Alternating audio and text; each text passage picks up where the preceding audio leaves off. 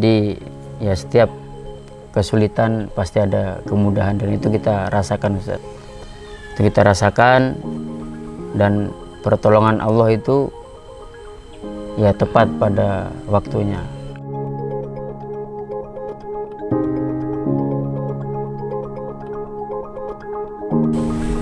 Assalamualaikum warahmatullahi wabarakatuh. Waalaikumsalam. Pemirsa BMH TV, alhamdulillah kita dapat kembali bertemu di channel yang cerdas menggerakkan. Dukung kami dengan cara like, comment, share, dan subscribe. Saat ini saya berada di Kabupaten Manokwari Selatan, Papua Barat. Dan ini adalah lokasi di mana pesantren Hidayatullah Manokwari Selatan sedang dirintis. Baru ada bangunan-bangunan darurat yang berfungsi sebagai musola, kemudian asrama santri, dapur umum, dan juga rumah warga itu sendiri. Tentu terbuka peluang untuk kita sama-sama membangun lembaga pendidikan dan dakwah di Manokwari Selatan bersama BMH melalui perintisan pesantren Hidayatullah di Manokwari Selatan ini. Dan pada kesempatan ini kita akan berbincang tentang bagaimana dakwah di Papua, khususnya Papua Barat, yang dilakukan oleh dai muda kita. Langsung saja kita sapa Ustadz Maghfuri. Assalamualaikum Ustadz. Waalaikumsalam warahmatullahi Masya Allah. wabarakatuh. Sehat Ustadz ya? Alhamdulillah sehat. Senyumnya saya lihat tidak ada masalah sepertinya. Semua dihadapi dengan lancar sepertinya Ustadz ya? Insya Allah, Ustaz. Insya Allah, baik. Ustadz Maghfuri ini adalah lulusan dari sekolah dai Hidayatullah, dan kini ternyata sudah 12 tahun ya, tidak terasa ada di Papua Barat. Papua Barat. Bagaimana dulu awal mula bisa tugas ke Papua Barat ini? Ya. Bismillah. Assalamualaikum warahmatullahi wabarakatuh. Terima kasih, Ustaz. Ya, awal mula kita dulu ikut kuliah dai mandiri, Ustaz. KDM angkatan 2 di Laladon, mungkin Tahun? Ustaz masih ingat, tahun 2008. Nah, kita dapat SK ke Papua Barat. Waktu itu kita 4 orang. Nah, sekarang tinggal saya ini yang Oh, Masya Allah.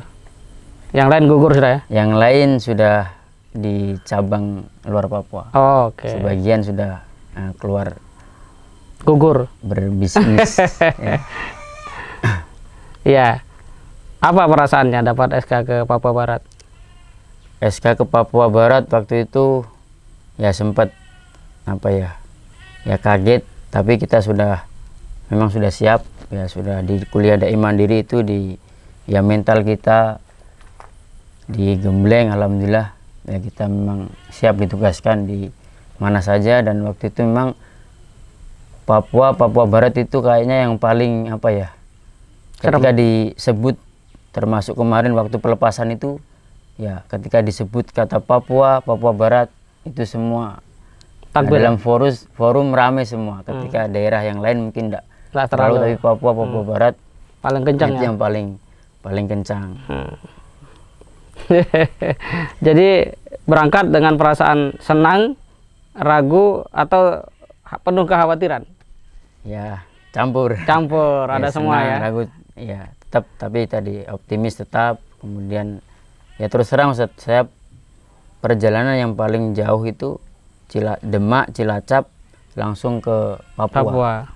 Nah, langsung ke Papua, sampai orang tua ketika dengar SK ke Papua, beliau satu pesannya, kenapa jauh-jauh, tidak di Cilacap saja yang sudah berjalan gitu kan.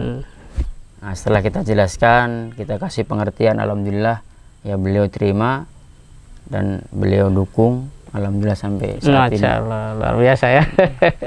Jadi bercampur itu perasaan. Tapi apa yang diharapkan kepada Allah waktu itu berangkat itu? Harapan kita yang sesuai yang Ustadz ceramahkan. Kemudian ya Allah yang di Jawa, yang di Papua itu sama.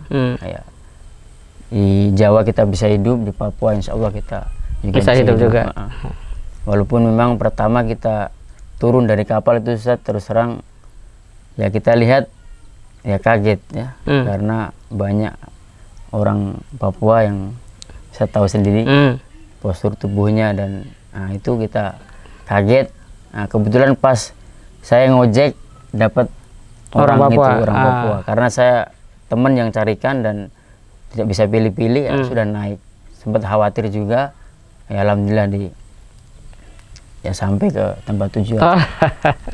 Ya, pertama ketemu orang Papua, orang ya. Papua. Ya, ada nervous gitu, nervous, takut dan sebagainya. Dan menarik memang kalau berbicara tentang injeksi spirit para senior kita, bahwa Allah di Jawa sama dengan Allah di Papua gitu ya. Tapi kalau berbicara rezeki dengan dakwah di Papua, seperti apa yang Ustadz rasakan selama ini? Ya, luar biasa ya, luar biasa. Untuk rezeki ya alhamdulillah, artinya tidak kalah dengan yang di luar Papua. Tidak kalah, walaupun awal-awal itu ya kita memang masih memperintisan, kemudian masih bujang juga ya. Untuk gaji mungkin natura tidak seberapa, tapi tadi kita tujuan utamanya bukan di situ. Kemudian ya di dalam tugas ini kita banyak pengalaman-pengalaman yang alhamdulillah mendatangkan pundi-pundi rezeki tadi. Artinya terbukti lah bahwa Allah di Jawa sama dengan Allah di Papua gitu ya. Baik, Ustadz Maghfuri, setelah 12 tahun ini, itu ceritanya dulu di daerah mana saja sudah melalang buana untuk tugas dakwah di Papua Barat ini?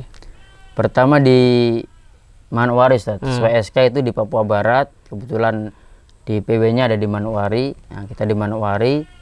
Nah, cuman waktu itu kita niat awalnya buka cabang. Komitmen awal dengan teman itu buka cabang. Ada daerah pemekaran itu Wondama atau Wasior, kemudian Manokwari, Sorong Selatan dan Raja Ampat. Nah, kita ke yang Wondama tadi. Ya, ke Wondama situ dengan teman. Nah, kita ke sana. Cuman waktu itu sebelum kita ke daerah itu, Ustaz, ya, karena masuk Manokwari baru buka pendidikan, dua minggu kami disuruh untuk mengajar, untuk bantu mengajar. Nah, kemudian setelah kita jalan mengajar, di dalam rapat itu kepala sekolah tahan saya, katanya jangan sampai dua berpotensi ini jadi satu, artinya ya dipisah lah, satu dikasih teman yang lain. Nah, akhirnya saya sempat ya ikut bantu ngajar di Manokwari. Nah, kemudian teman yang di Wasior ini panggil saya lagi, jadi saya ikut ke Wasior. Nah, kemudian saya diminta lagi ke Manokwari. Jadi ke Wasior tadi yang lanjutkan teman Ustadz Hamzah dengan Ustadz Sodri waktu itu. Yang sekarang bendahara? Ya, sekarang bendahara. Jadi setelah itu kemana saja lagi tugasnya? Itu Manokwari. Nah, di Manokwari, kemudian di Wasior tadi kita ada sedikit problem, Ustaz. Pengalaman lah ya. Ya, pengalaman itu. Ya, kita punya, ya Hidayatullah punya ciri khas kan, ya pelan-pelan tapi pasti. Ya, TPA dulu, pendidikan, kemudian nanti yang lainnya. Nah, cuman yang punya wakaf ini maunya langsung tempat ibadah.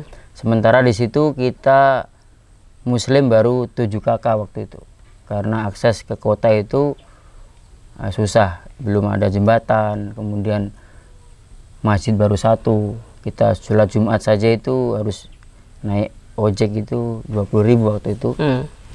Nah, itu beliau maunya dirikan tempat ibadah karena beliau merasa mampu, beliau putra daerah. Nah, sudah, karena kita sebagai tamu pendatang, kita ikut. Akhirnya dibentuklah panitia pembangunan masjid. Panitia pembangunan masjid, ada teman-teman Yapis dari Masjid Raya di kota banyak yang membantu. Nah, puncaknya Kubah datang, dan orang non ini yang tidak setuju.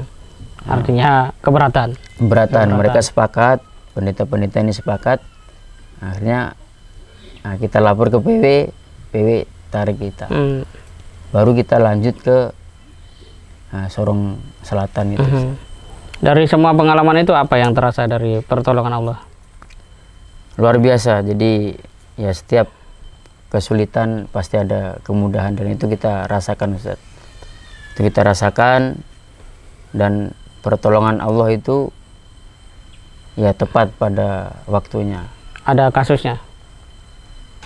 Ya banyak yang kita alami, apalagi yang terutama di tempat baru ini. Terus terang kita berangkat ini dari nol, ya tidak ada, ini masih hutan waktu itu. Kita kos 3 bulan.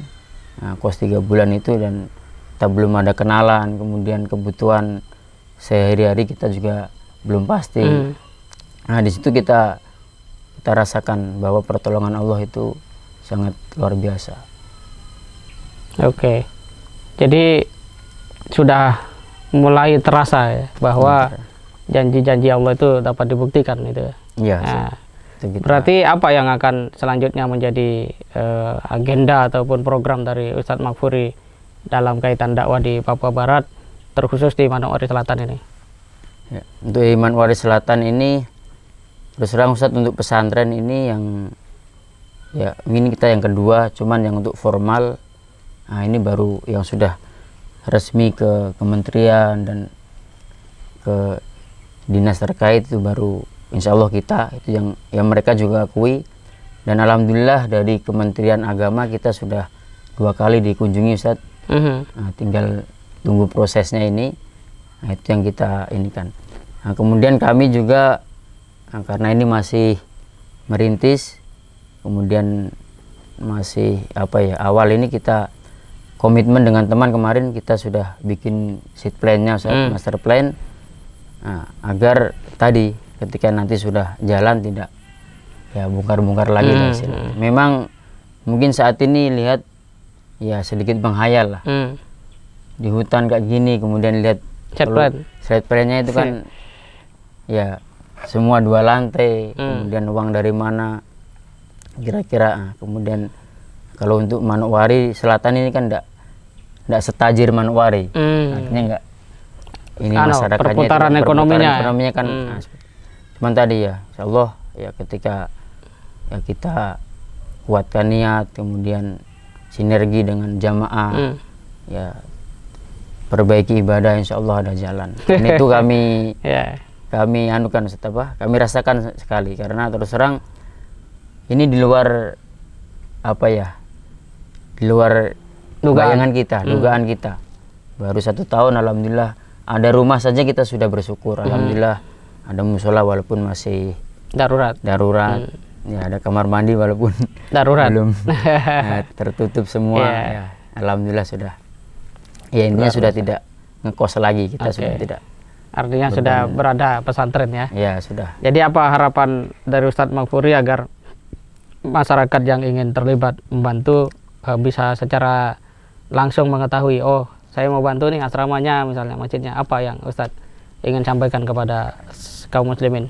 Ya, itu pada kaum muslimin, mudah-mudahan ya perjuangan kami di Papua Barat khususnya di Mansel ini ya kita dukung bersama dengan sekuat tenaga kita, ya bantuan doa, bantuan materi untuk pembangunan pondok pesantren ini.